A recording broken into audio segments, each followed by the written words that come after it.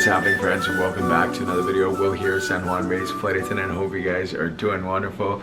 Today I am starting my last trip of June and we are commuting to base. It is currently 4:50 in the morning.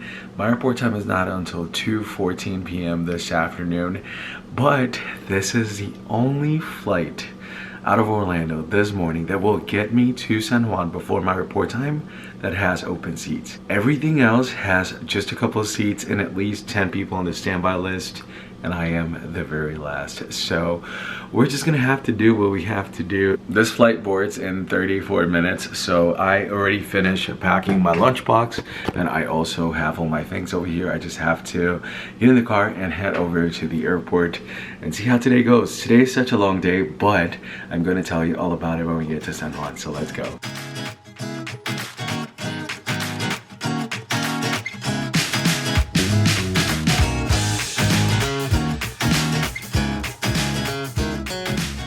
Made it to the C terminal here. I ordered some coffee, so I am going to get that now and then head over to the gate. This flight has 40 open seats and I am number 6 on a standby list, so I think we're good. Let's get the coffee, let's get the boarding pass and commute to base.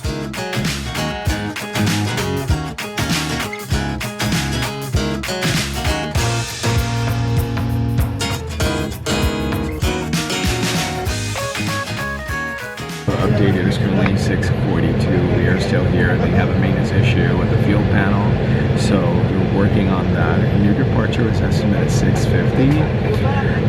I'm hoping that is the case, or even if we leave by like 7:30, that would be great because I'm still gonna have plenty of time when I get to San Juan. But I have to come up with a game plan. So my airline has a flight at 9:56 a.m. I believe. If for whatever reason I'm still here by 8, I think I'm gonna have to get off this plane, run over to the A side and try to jump seat on my airline so that I can be in San Juan by 1, which will still give me an hour and some change till my report time so that I can start my trip. If for whatever reason I don't make this one and I don't make the other one, then I'll just go home and I will have to use my commuter clause. Hopefully it doesn't get to that. I'm pretty calm, pretty chill. I'm glad I got some brekkie and coffee. Hopefully I can then sleep when we leave. And yes, oh, what does that mean, y'all? Anyway, hopefully that's a good thing. I just wanted to come on here and give you that update. Hopefully I'll see you when I get to San Juan. We are officially out of the aircraft. The captain said that there are some issues with the fuel cap. Essentially, they can't fly the plane like that. So they told us to get off the aircraft and wait around the gate area to get some updates and see if we're gonna get a new aircraft. It doesn't seem like this one can be fixed, honestly. I saw them unloading bags. I don't really think it's going anywhere. Good thing is that I still have time. I told you earlier that I listed on a flight with my airline. There is a flight before that one with Southwest, which I listed. However, that one has 0 seats. So I'm definitely not getting on that one. And then JetBlue had another one leaving at 7 a.m. to San Juan. Obviously that flight is closed, so I can't list on it. They can't transfer standbys. From what I understand, they're already finishing boarding. So yes, my next option is to stay here, maybe wait another 30 minutes because departure says 7:44. So who knows, maybe they'll figure out a way. But I think I'm gonna wait for the next update. Ma'am, I'm talking. For security reasons. So what I was saying, I think I'm going to wait here for the next update because it's supposed to be in the next 24 minutes based on the departure time. And if for whatever reason they don't find a plane or give us a new departure time, I think I'm just gonna head over to the air side and just wait for my airline's flight. I think this is gonna be my best option. It is oversold, so I'm gonna try to get a seat. If I don't get a seat, I'm gonna try for the jump seat, but I did see that there's somebody with a higher priority code than I am. So I wonder if they'll probably get the jump seat first. So as long as I get to the gate an hour prior, then I think we still go by seniority on the jump seat. So hopefully that's the case. I really don't want to take a jump seat, but I will if I have to. Welcome to the reality of commuting. It's now saying that we should board in the next 12 minutes, but I don't think that's going to happen.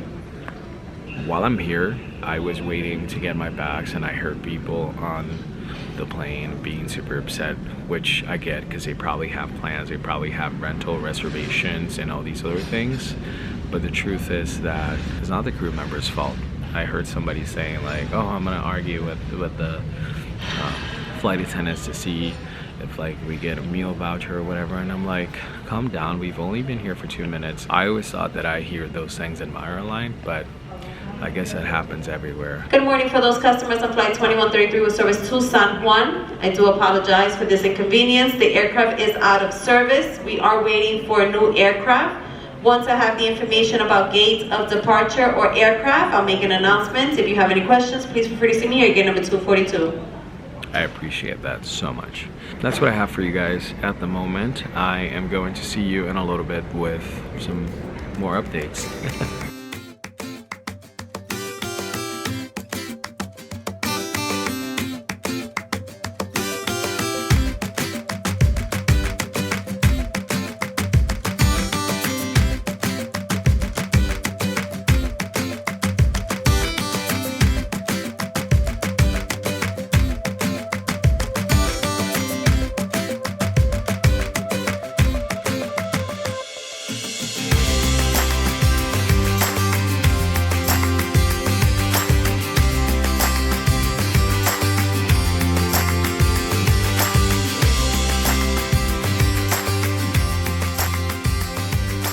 Made it to San Juan. It is currently 11:34. My report time is at 2:15, but you already know that. Made it here safely, just finished having lunch. My first flight is already delayed, so I am not excited about that, but also I've already done this before, like the 3 flights that I'm working today, I've already done it. It was a day from hell, so I think I just feel numb. Like, if it goes wrong, we're delayed, what can I do? But our duty is scheduled at 13:14. We don't have a lot of time to play with before we time out, so I'm curious to see what happens. We're also on minimum rest tonight. I'm currently at the A terminal. I have to go to C terminal, but while I have a table and some space, I'm gonna go ahead and take advantage of that. And then maybe around noon or 1, I am going to head over to the gate area so that I can check in and all of that and just sit by the gate until it's time to start boarding. I am flying forward cabin position today. I never flew with any of the people that I am flying with, so we shall see. Flight coming here was fine. I tried to sleep, but I couldn't, so that wasn't fun. But anyway, to see you in a little bit.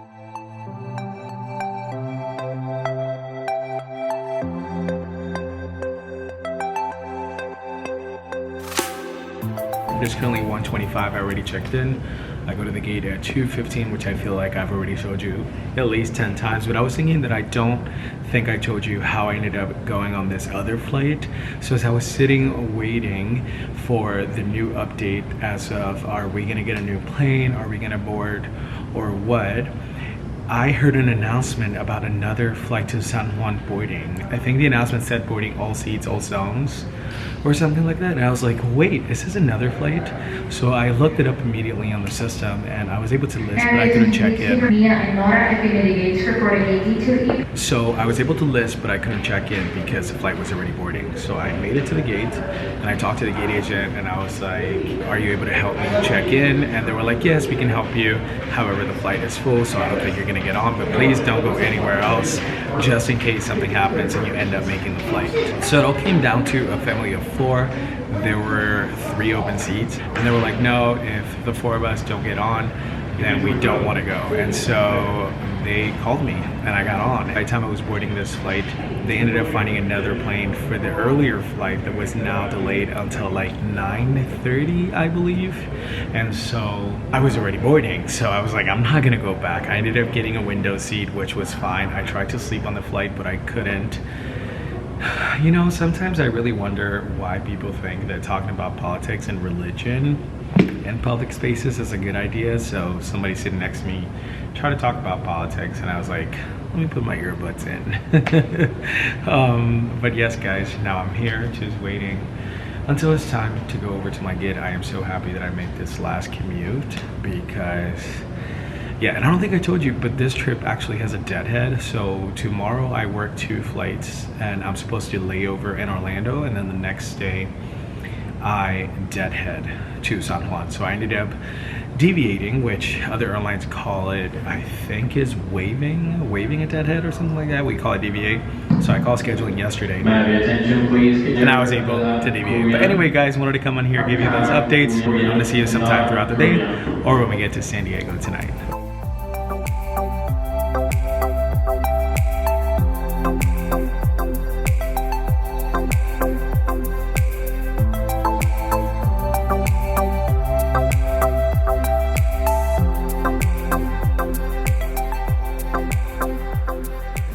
What happened yesterday? Yesterday was one of the most challenging days I've had in 4 years, y'all. Not only because of the commuting part, but because of how many delays we had yesterday. When I got to this hotel, I literally went straight to the shower and I completely passed out. I have been up for officially 25 hours by the time I landed in San Diego. I'll never want to have the same day again. I'll tell you all about it in a second. Let me grab my coffee. Okay, y'all, I'm back. I put this on. It's kind of chilly in this room. I'm still a little tan from Punta Cana, y'all. Where did my coffee go? No, I don't like that my face peels, so I have to like put lotion like every so often.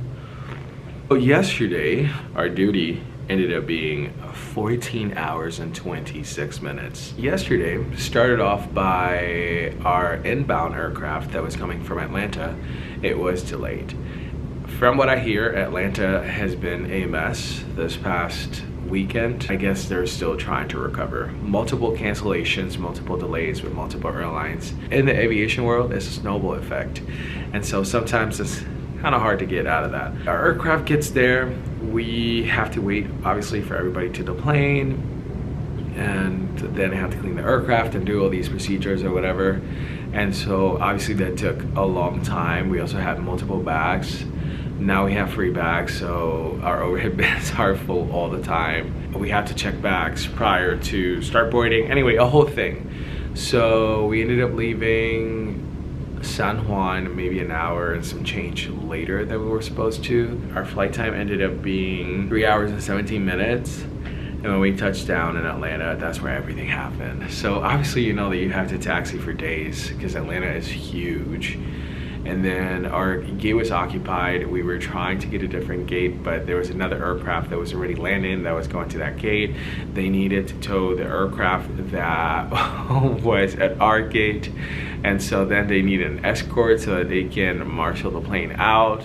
It was a whole thing, y'all. It landed at like 7:30 and we did not get off this aircraft until like 9 by the time we opened the door. And I have to say, you guys, people were so nice, and I think what really helped was our captain. We had a female captain, and every time she would make her announcements, you know, she was acknowledging that it was frustrating. She was acknowledging that none of us wanted to be sitting there for that long, and so to have a captain back us up, I think it made everybody feel like, okay, yeah, we're all in this together. Like, and the fact that we still had 2 more flights after that, forget it. We finally get to the gate. We have to do the same procedures, the plane, clean the aircraft, and all these things. We finally board, but then it took forever to taxi out. And then we made it to Dallas, and then we taxied for like 6 business days, y'all, because we landed on like one end of the airport and like we had to taxi to the other end of the airport. I'm telling you, at least 15 minutes. Finally get to our gate, same procedures, you guys, and at this point we're already like 3.5 hours delay. It was close to midnight and we were about to start boarding. The captain explained something that if it was not out by midnight Denver time, then it needed to stay grounded, and we left at 12:35. We got here at like 1 a.m. and thank God people took their bags and ran off that plane so that we could get to our hotel. Our layover here was 10 hours and 29 minutes. I don't have a lot of food left in my bag. I was thinking about going to the coffee shop that I went to last time I was here. I think it's called Porter Coffee. But the thing is that I don't want to leave the room. I think I'll eat some oatmeal. I also have a yogurt and fruit, so yeah, I can definitely eat that. and then I'll just leave lunch for later, and we'll see if I'm able to find something. Today we have 2 legs. We are going over to Las Vegas, and then we have to switch aircraft in Vegas, and then we actually upgrade to a 321. And I don't think I told you, but yesterday we were in a 320 the whole day, thank God. We're supposed to lay over in Orlando tonight, and then tomorrow we're supposed to deadhead to San Juan. But I think I already told you this, and I'm sorry if I sound repetitive. I kind of like forgot all about yesterday, but essentially I called crew scheduling before I started my trip, and I asked to deviate from that deadhead. So when I get to Orlando tonight, I'm going straight home. I'm getting paid 20 hours and 17 minutes to work 2 days. 20 hours in 2 days? Insane. I've been thinking about it this whole time. I don't like how the balconies on this hotel are so close. Like, I could literally jump over to my neighbor's balcony and like knock on their door. Or like if their door is open, like I could literally just like walk into the room. I don't like that. So that's how yesterday ended, you guys.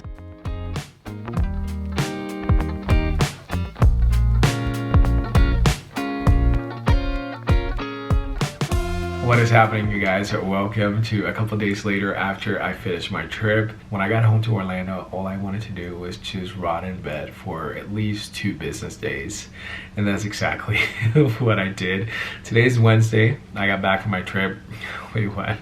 I got back from my trip on Monday night. We were delayed coming here. And let me tell you about that second day, because I remember saying something in the San Diego hotel room, and then we never saw each other again. That day we worked from San Diego to Las Vegas. They switched our aircraft, so now we were flying on a 321 as well from San Diego to Vegas, and then we were switching aircrafts in Vegas, and we were working over to Orlando. We sat for almost 3 hours in Vegas because we had weight restrictions, and this had something to do with the heat as well. And I don't remember exactly what the captain was saying, but essentially we needed to remove 15 passengers from this flight. In this case, usually standbys go first. A lot of people were confused, and I can see why they were confused, but sometimes, just in case this happens to you in the future, sometimes if your boarding pass says 0, like you don't have a seat, and you get a seat assigned, you're not necessarily on standby. You are a paying customer, you just don't have a seat for whatever reason, but as soon as you get to the gate, they assign you one. When they're talking about removing standbys, they're talking about people that are flying on benefits. So either flight attendants, pilots, buddy passes, those kind of standbys. So because most of us, when we fly standby, we don't pay anything, or we pay very little money. It's just usually taxes and fees. We are the first ones to go. This has actually happened to me when I was in Tokyo and I was attempting to fly to Chicago. The plane had a weight restriction and they removed all standbys. It happens. And so after we removed the 5 standbys, which at that point, we don't go get them. We just say, okay, we need standbys off the plane right now. They just grabbed their bags, walked off. And then we needed 10 people to get off. And I'd never seen people so excited to get off a plane.